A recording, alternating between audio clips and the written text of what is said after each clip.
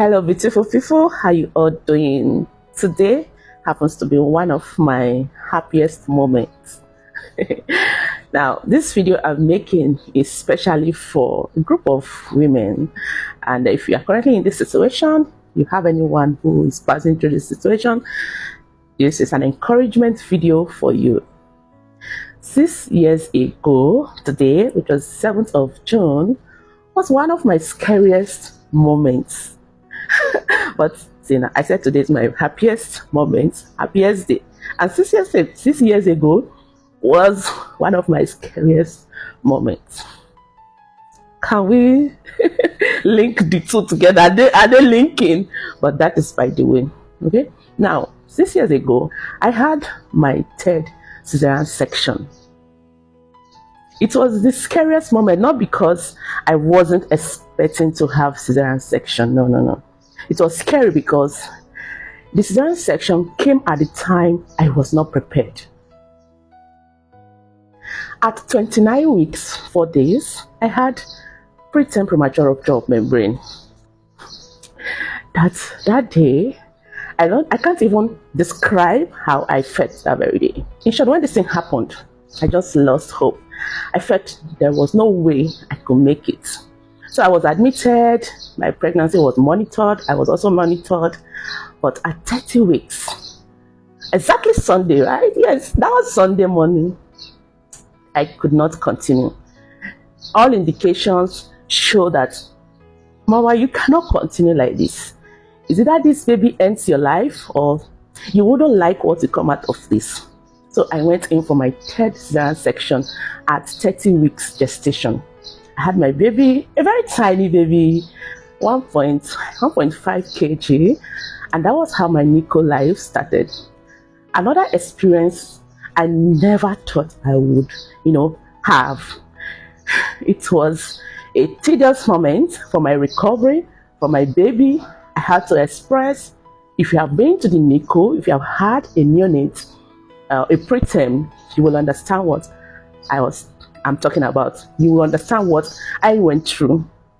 So I had a stressful recovery, a stressful one.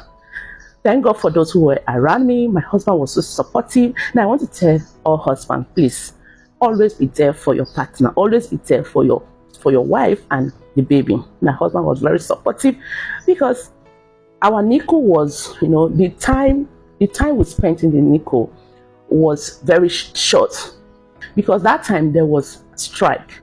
So every baby in the NICU was discharged, including my 7-day-old preterm tiny baby. And that was how I continued the NICU life at home. Let me not bore you with so much story, but this video is to encourage somebody out there that don't give up. All right, if you find yourself in this situation, do all you can to ensure you are properly guided. Seek knowledge from the right sources. Be guided by those who know what they are doing. Ask questions. Prioritize your head. This may sound so funny. I'll tell you some other time. Prioritize your head, because at that time myself was even the least of my problem. My tummy was the least of my problem. However, my body fat was the least of my problem, because my heart and everything was on that tiny little being. Now, today I'm celebrating a beautiful princess who has been in strength and in health, and God has been very faithful. So please, if you have premature rupture of membrane, don't manage it at home. Don't buy time. Quickly get yourself to the hospital, irrespective of the age, the time, and the duration. Please go to the hospital immediately and follow all the processes. If the hospital that is giving you care seems not to be coming forth, if it is possible, seek for another better hospital, please. All right. And secondly, I am not here to endorse or encourage multiple cesarean section as others would think I am. No. The reason I always tell you this, the reason I share my story, the reason I bring myself to you is because I find out that a lot of mothers who had cesarean section are never guided. Many were never guided, and not even myself excluded.